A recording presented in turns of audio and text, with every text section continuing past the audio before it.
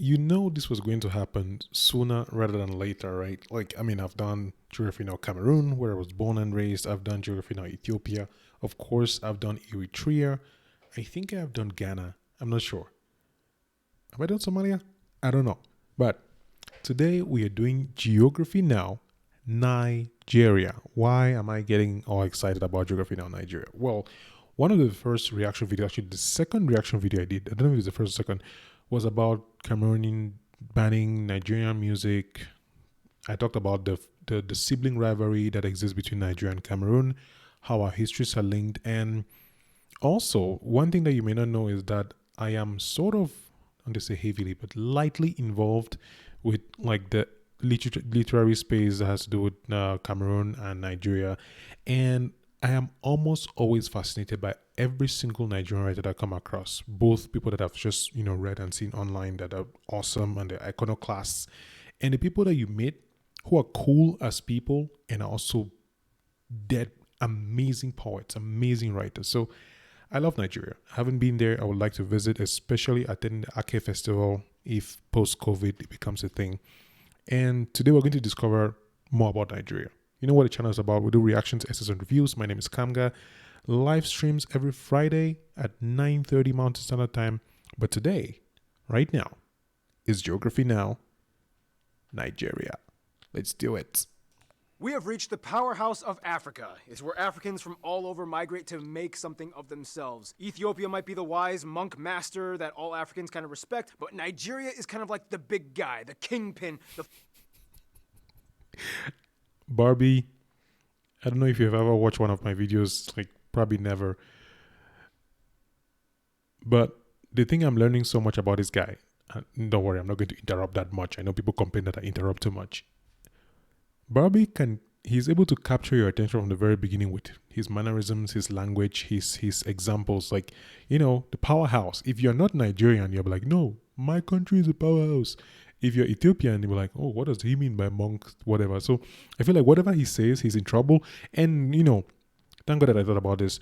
Quick disclaimer, what I've noticed about geography now is that they do their best to represent what they've researched, what they've known, and it looks like they do work with people, they do work with external sources to verify their information.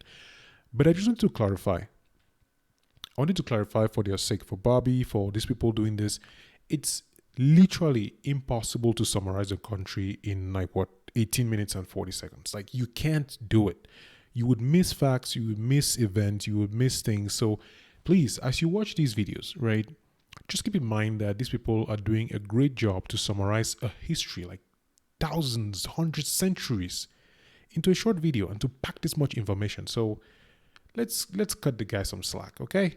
I wanted to just point it out. I'd forgotten earlier, but seriously, I think that for me, what I do with these videos is that I'm trying to learn, trying to understand, and I'm hoping that you can go in the comment section and be like, hey, Kamga, yes, he said a lot of things, but here is something that he said that isn't true. Like, that is, completely wrong. That would be nice. I think that we can agree that he's doing a pretty good job sharing knowledge online for free. So the least we can do is at least be like, hey, bro, yeah, you said this, but that's not entirely true. Here's the truth. So let's do it. Master that all Africans kind of migrate to make something of themselves. Ethiopia might be the wise monk master that all Africans kind of respect, but Nigeria is kind of like the big guy, the kingpin, the final boss at the end of the game. But you don't have to fight the boss, you just have to make copacetic trade deals and learn some Afrobeat and you're good. It's time to learn geography. No! Hey everyone, I'm your host Barbs. Most people on Earth have probably heard of the country Nigeria in the back of their heads with little or no knowledge on where or what exactly it is. Well, you probably should, considering that it's the most populous country in all of Africa with like the most money. I talked to a lot of you guys, the Nigerian geography peeps, for help on this episode. Obviously, we can't cover it all, but today we'll try to scratch the surface of this behemoth of a nation. Let's begin. I didn't even need to give a disclaimer. Glad Now, he if you did. look at Nigeria on the map, it kind of has a sweet location. It's like the link between West and Central Africa where all the business happens. Oh, and totally unrelated, there's a town called Porno. First of all, the country is located in West Africa, bordered by... This guy, Totally unrelated, there's a town called Porno. is it Borno or Porno? I have to check this. Like, I cannot believe that this is true. Nah, I have to Google it. Nah.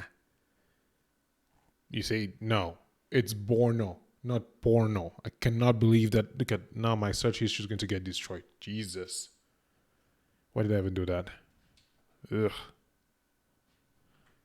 Central Africa, where all the business happens. Oh, and totally unrelated, there's a town called Porno. First of all, the country is located in West Africa, bordered by 4 other countries, with the Gulf of Guinea in the Atlantic Ocean just off their southern coast. The country is divided into 36 states and 1 federal capital territory for the capital, Abuja. Here you can also find the second busiest airport, Nnamdi Azikiwe.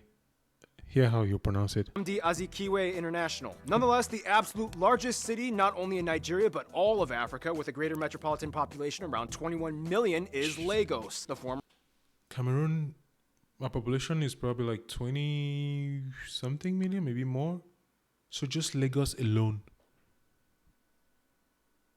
Whoa. Let me just go back so I can get an idea of this. Make this video a little bit.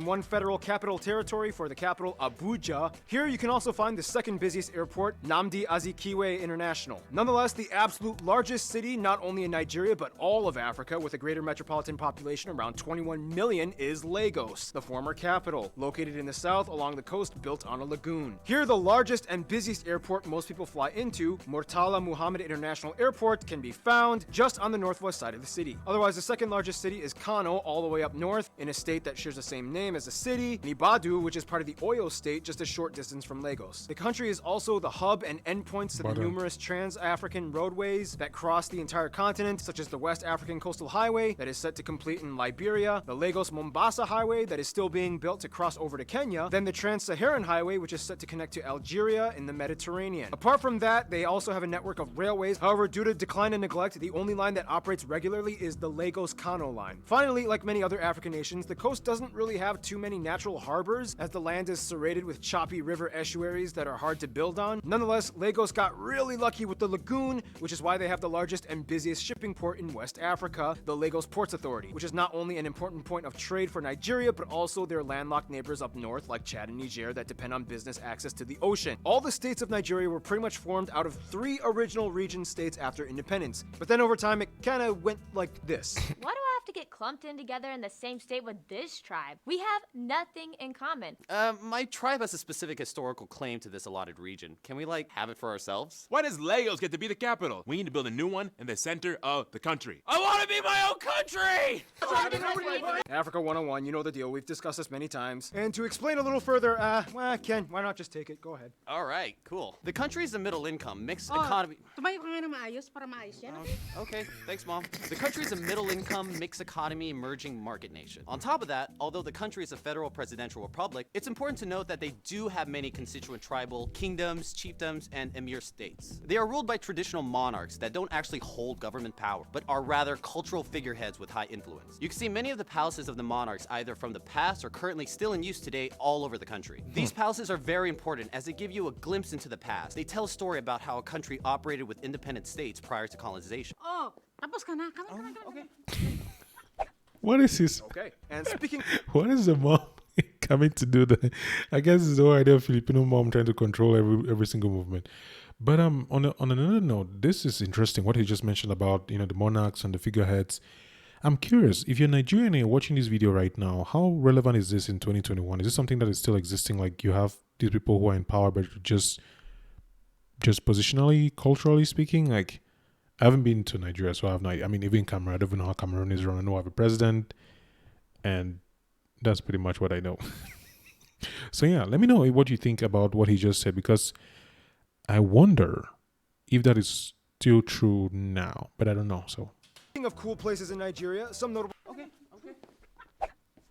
Okay. And speaking of cool places in Nigeria, some notable spots you guys, the Nigerian geography, suggested we mention include places like these famous rocks, the Three Elders statue, the National Theater and Museum, the Badagry Slave Museum, Benin City National Museum, the National War Museum, Millennium Park. There's so many theme and amusement parks. For some reason, there's a house with an airplane on it, a New Africa Shrine, the Nikkei Art Gallery, the Alok Ikom Monoliths, and finally, the Osun Osogbo Sacred Grove. It's actually a UNESCO heritage site. And that's just the tip of the iceberg. We're just getting started because there's a little secret resource Nigeria has that we will discuss in...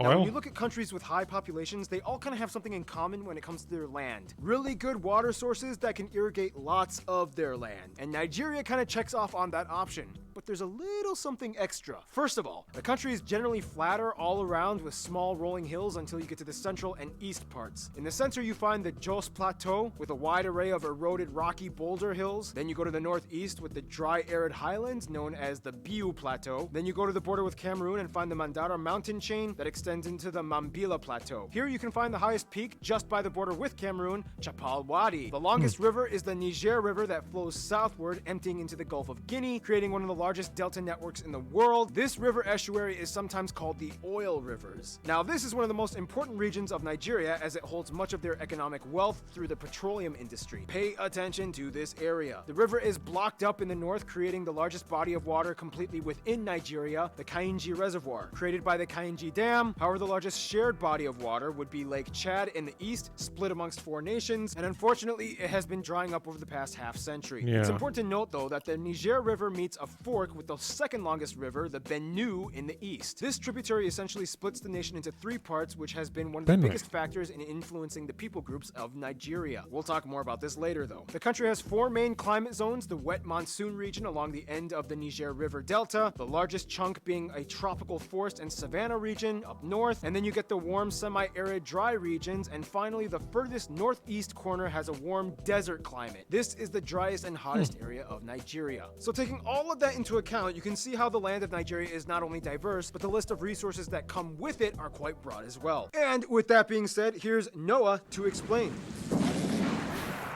All right. Now, as mentioned, Nigeria is the largest economy in Africa, surpassing the $1 trillion GDP. What's with the whole Thor thing? Like, what? Hey. Now, as mentioned, Nigeria is the largest economy in Africa, surpassing the $1 trillion GDP purchasing power parity mark. It is labeled a 3G country, or one of the 11 growth potential economies that the world is watching. However, it is important to note that the country still has a lot of confusing disparities that conflict with each other. It's kind of like this. Hey, I mean, we only have about a 15% debt to GDP ratio, which is not bad considering our size. You know, we're generating more on average than we spend. Yeah, but there's large gaps in wealth distribution. The average GDP per capita hovers around $6,000 a year or so, and somewhere over a third of the country falls within the poverty line. Hey, for the African continent as a whole, 6,000 years is not too bad, okay? We are the largest petroleum and crude oil provider in Africa, 12th in the world. We've diversified our revenue sources and eliminated our bilateral debt under the Paris Club. Yeah, but our agriculture sector has not caught up with the domestic demand and population growth. We have too much of a fixed dependence on the petroleum and energy sector. And it's like, what, 78% of our exports? Which, by the way, has polluted our river systems and caused insurrection groups in the South. Way to go with handling that. Will you just shut up and be happy we're making more money? Will you just,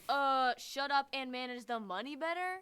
Look at Nigeria. They really are blossoming into a world market player, aren't they? About a third of the population works in agriculture, which makes up about 18% of their GDP. They rank 6th worldwide and 1st in all of Africa in terms of farm output. They are the world's largest producer of yams, cassavas, and taro. Nigeria is incredibly diverse in flora and fauna. It has around 4,700 species of plants, 940 species of birds. I had no idea about this one. Like, this is Output. They are the world's largest producer of yams, cassavas, and taro. in French I think it's called taro. Like, I didn't even know it was an English word called taro. What is that? Number 1, yams, cassava. I don't know how to feel about that, actually. Yeah. Nigeria is incredibly diverse in flora and fauna. It has around 4,700 species of plants, 940 species of bird, and 290 mammal species. Nigeria also claims to be the nation with the largest variety of butterfly species on Earth. And to finish off this segment like we always do, food! And each people group and region has its specialty. One thing they all usually have in common, though, is fufu. You can find this... It's fufu, not fufu. Okay? Many meals served, such as gari, isue, gala sausage rolls, suya, fried plantain, meat pies, puff puff. These soups, and every Nigerian will say, suya, fried plantain, meat pies, puff puff. These soups.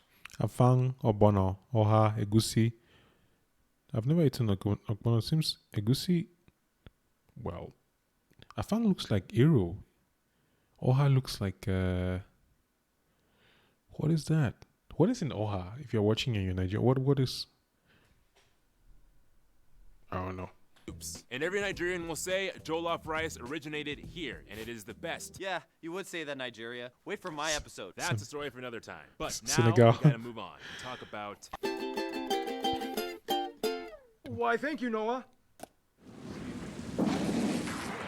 Alright, when it comes to Nigeria, there isn't a single story, but more like hundreds of mini chapters all woven together like Frankenstein in a weird epic novel that makes no sense. First of all, as of 2019, the country has just passed 200 million and is the 7th most populous country in the world, and about 1 in 6 Africans is Nigerian. The country has over What? 7 About 43% are under 15 years old, and about 1 in 6 Africans is Nigerian. Wait, Nigerians are 1/6 of the population?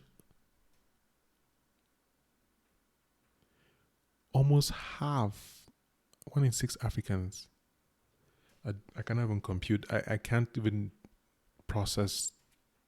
7th most populous country in the world, and about 1 in 6 Africans is Nigerian. The country has over 250 ethnic groups, however the 3 largest groups are the Hausa Fulani at about 30%, the Yoruba at about 21%, Igbo at around 19%, and about 25% are made up of various other.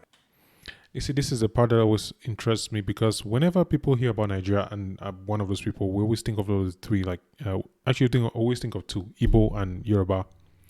And now you have Hausa, Fulani, and you have other native groups, Tiv, Ijo, Kanuri, Ibibio, Igai. Wow.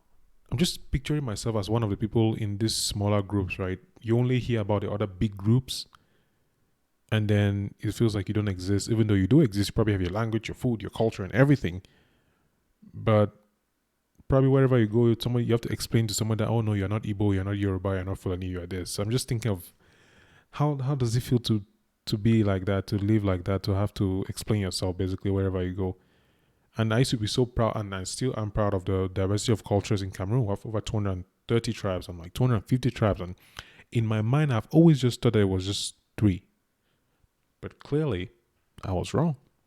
Ethnic groups, most notably ones like the Tiv, Ija, Kanuri, Ibibio, Igala, and so on, whereas about 5% are made up of non-Nigerian Africans and non-Africans. They use the Nigerian Naira as their currency, they use the types D and G plug outlets, and they drive on the right side of the road. Now from here, we have a lot to cover, and it only gets more complicated. First off, language. As a former British colony, English became official. In fact, they are the 3rd largest English-speaking nation on Earth after the USA and India. However, Nigerian Pidgin English is more commonly spoken as a lingua franca. Here are some of you guys, the Nigerian geographies, explaining. Like if someone to ask you how you doing, they tell you how far. Hava. With a mixed sonor, you're looking beautiful. Dash me. Dash me is like give me something or gift me something. How your birthday do you? How are you feeling? No wahala. No wahala means no problem. At the chop food, come chop. Thank you guys. Keep in mind though, over 500 languages and dialects are spoken in Nigeria, one of which was even written in pictograph characters called Nsibidi. The general rule is, if you can't speak English, you can use Yoruba in the southwest, Igbo in the southeast, and Hausa in the north. Faith-wise, the country is almost equally divided amongst Christians and Muslims, with about 1% more Christians. Otherwise, traditional indigenous beliefs are the 3rd most common, which brings us to tribalism. Now in Nigeria, the issue is you kind of have to find a way to balance power and politics between the tribes and religion. If too many Christian leaders come to power, the Muslims get a little antsy, and vice versa with Muslims and Christians. Or sometimes if a certain tribe, regardless of religion, comes to power that another tribe is not too fond of, even if they share the same religion, things can get a little complicated. This is the beauty and curse of Nigeria. It's the beauty and curse of Africa. I feel like I don't know if it's greed, I don't know if it's just equality, I don't know what it is, but it's like if there is too much of the other, then you have a problem.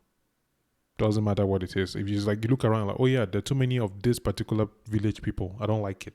You just make one slip up and show even a little complicated. This is the beauty and curse of Nigeria. If you make one slip up and show even the slightest bit of hereditary partisanship, everyone will get mad. And it kind of happened quite a bit in their history. Now, we don't have time to talk about every single one of the many ethno-linguistic people groups of Nigeria, but we can at least try our best to highlight the main 3. In a nutshell, the Yorubas are mostly found in the southwestern regions and the largest city, Lagos. Yorubas are descendants of the Oyo Empire. Today, they are kind of like the entertaining, flashy city folk, very westernized, but never compromising their African roots. They're known for their bright colors, loud, boisterous personalities. They throw the best parties, or owambe. And today, they, along with the Igbo, make up the largest demographic of Nigerians abroad. Supposedly, they also claim to have the highest rate of twin births in the world. There's even a twin capital of the world in this town. Igbos are mostly found in the southeast, and they live mostly along the Niger River and Delta. They are descendants of the kingdom of Nri. Mathematics was heavily taught. They had their own banking, loaning, and calendar system, and some social taboos in certain tribes like facial scarification called Ichi. Today they are known for being the industrious, well-educated, clean freaks that are really good at making money and doing business. They are predominantly Christian.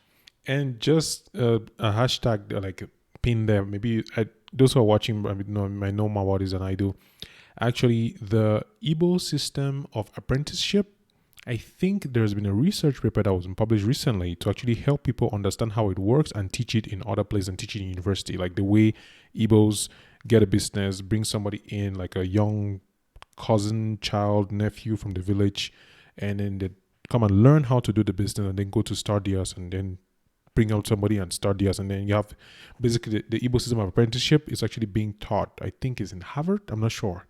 Might as well do some research about that. But if you know more about that, just leave me a comment, because what he just mentioned is going to be thinking about this industrial aspect. And a lot of people in Cameroon, I think maybe even the whole of Cameroon, compare the Bamileke tribe to the Igbo tribe in terms of that entrepreneurial industriousness, that business mindedness, which is a stereotype, which is not 100% true. Not all Bamilekes, and I want to feel like not all Igbos are good with business, but people often think that if you're an Igbo, you have to just be good with business and money and all that stuff. So yeah. So let me know if you know of the research paper to teach people the Igbo apprenticeship method from Harvard. Maybe it's a different college, I don't know.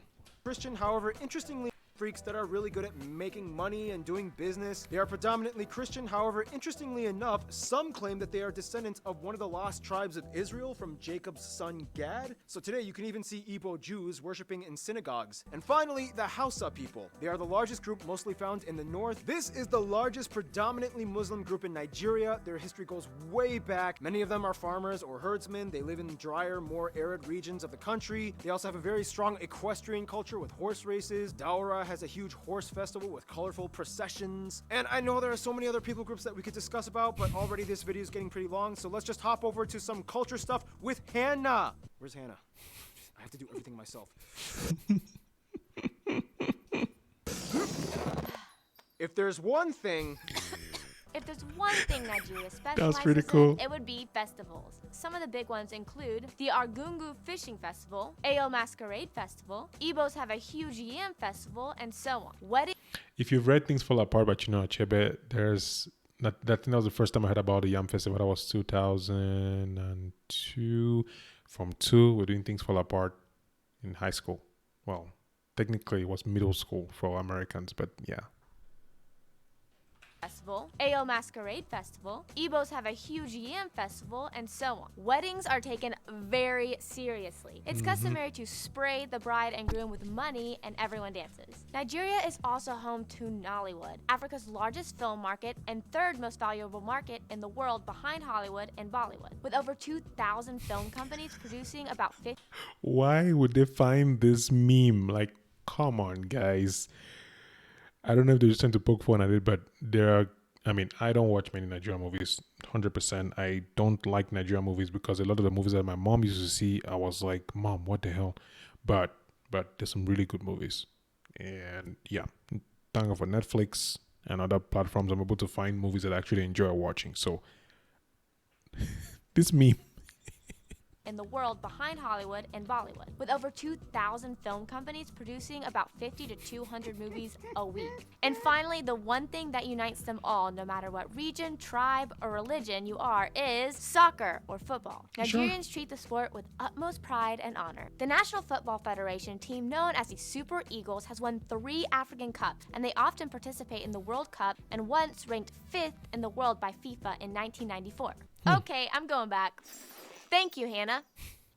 Thank you, Hannah. Now, before we move on, many of you Nigerian geography peeps did also ask that I don't sugarcoat this episode and that I do bring awareness to some of the controversies that the country faces. As many of us already know, the jihadist terrorist organization Boko Haram was founded in Nigeria in the north and has been a constant issue that the nation has been dealing with. Many of you also wanted me to mention the ridiculous government scandals with embezzlement of funds. The governor of Kano was caught on camera taking a bribe, but it was dismissed. And one lady claimed that over $100,000 went missing because a snake ate it. And finally, no shocker, we all know about those infamous Nigerian Prince 419 scams. Nigerians are sick and tired of hearing about it. They've heard all the jokes. You know the deal. Oh, what's this? Email with slight spelling and grammatical errors? Hello, good sir or madam. I am a totally real rich person from England. I'm a real sir, madam. I want to give you $4 million because I am dying, and it is my final wish that a good person like you should receive my inheritance. I just made $4 million. However, all my money is in a box guarded by my good friend in West Africa. That totally makes sense to me. It's so not suspicious. Therefore, all I ask is that you pay the shipping fee of $500 to send this box over to you. Pay $500 and make $4 million? It's so good and it's true. Sincerely, a totally real rich British person. Wait, first they said England, and now they say they are from British. Something doesn't make sense. Ah, who needs the dark web when you have Craigslist? Otherwise, we gotta move on. Doesn't make sense. Ah, who needs the dark web when you have Craigslist? Literally where I met Ken. So he met that guy on Craigslist. Otherwise, we gotta move on. History, in the quickest way I can summarize it, Nok culture, Oyo kingdom. Meanwhile, the empires of Benin and Edo people are going on. Bam, Hausa kingdoms. Meanwhile, kingdom of Nri is going on. Igala and Jukun kingdoms just up north. Some intertribal fighting. Europeans make first contact. Slave trade. Sokoto Caliphate took over in the north. British take over Lagos. Later, southern Nigeria. Then they take over the Sokoto Caliphate. Indirect rule to native rulers. 1960 independence. Oil is discovered. Civil War, assassination of this dude, that led to a series of coups and counter coups, oil crisis with insurgent groups in the 2000s, new Hausa president voted in, they surpassed 200 million people, and here we are today. I asked you guys, the Nigerian geography peeps, to give a list of some of the most notable people from Nigeria, and here are some of the people you mentioned. Queen Amina, Benjamin Nnamdi Azikiwe. Nnamdi Azikiwe. There's a ton of Mr. Easy, Tiwa Savage, Whiskey, Olamide, Seal. I didn't know Seal was Nigerian. Olamide, let me just pull this up so you can see. That's Olamide. Before Olamide fans come and tell me that I did not show their page. Sorry, it was not intentional. Let me remove my face. musicians like these people. However, one of the most notable ones is probably Bella. Fela Kuti. His mom was actually a chief and arguably even more famous than him. A ton of just ask Nigerian, they'll give you like 100 answers. For what? soccer players and pretty much anybody on the national team, the Super Eagles. A ton of basketball and U.S. football players. Emmanuel Efeajun, Anthony Joshua. So many actors. Chiwetel Ejiofor. Of course. One of the movies that I watched on Netflix that I think he produced was the one about the young boy. It was actually based on a biography. I forgot the title. This boy who helped his family overcome a drought by building a mechanism to be able to generate water using the wind. And I think he was the dad, principal. I forgot what it was, but yeah. Oh, Uzo. Uzo has a TED Talk about the whole name. If you've watched, what's his show? Name is tip of my tongue. This show, Orange is the New Black. She's the crazy inmate. She's an amazing actress. She has a TED Talk where she talked about when she was younger, she tried to get her name changed, and then her mom explained to her that if you can pronounce Dostoevsky, I cannot pronounce her name, but I don't remember her name, so sorry. Who is this? Yeah, this is a guy who, I've seen this guy in movies. This guy, seen him in movies too, I think. Was he in Coming to America? No, that's not him. Nah. Eh. Like these people, Let's see, Ini Edo, of course. Oh, John Boyega. I did not know he was Nigerian. Genevieve, of course. Who doesn't know Queen Genevieve? Hey. John Boyega. I mean, Star Wars. What else? Where else is he? Star Wars? I feel like that's pretty much it. I'm sure you've probably heard of many of them. Ngozi Okonjo. Okonjo Iweala, diplomat activist. He hasn't talked about Chimamanda up to now. This is 2019. I hope he mentions Chimamanda at some point because personally, I would feel offended. Just saying. Or Chinua Achebe. He hasn't. Jo Iweala, Ameo Adadevo, Margaret Ekpo, Agbani Darego, Sir Lois Odumegu, Aiko Dangote, and there's a ton of fame. If he did not mention these people, Ben Okri, Buche Mechita, Flora Nwapa, Chimamanda Ngozi Adichie, yes, now we are talking. Famous writers like these people. However, the most famous one. Professor Wole Soyinka, no Chinua Achebe. Hey, my brother. One is probably this guy, Professor Wole Soyinka. Whew, yeah, lots of famous Nigerians. No Chinua Achebe. No Chinua Achebe. No Chinua Achebe. Okay. They're all over. And speaking of all over, let's discuss the way they interact with the rest of the world, shall we?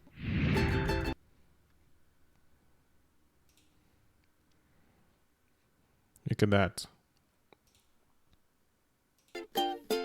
As a major key figure not only in Africa but the world, Nigeria has a lot of current and future ambition when it comes to global interaction. First of all, the UK and US have the largest Nigerian populations outside of the African continent. Obviously, being an Anglophone nation helps. Today, they are part of the Commonwealth of Nations, they have huge business deals, and the US works alongside Nigeria in counter-terrorism efforts in their own country, as well as Africa as a whole. In Asia, China and India are vying for more partnerships. India is their largest export partner. About 20% of all of India's crude oil comes from Nigeria. However, China is the largest import partner. In 2006, former President Hu Jintao visited Nigeria and signed a memorandum of understanding to establish strategic partnership deals, and they have supported Nigeria's bid for a seat in the UN Security Council. As a founding member of the African Union, they've always been an important link to the mainstream African geopolitical structure. They generally get along with all their West African neighbors. It probably depends on who you ask. On the borders, Benin and Cameroon have the most Nigerians living outside of Nigeria. For Benin, many of them are Yoruba, and much of Benin's economy depends on Nigeria as well. In Cameroon, many of the eastern tribes like the Ibibio are found. However, there's a little bit of tension over oil rights in the Bakassi Peninsula back in the early 2000s. Nonetheless, most Nigerians I have talked to have said that in the end, as much as they love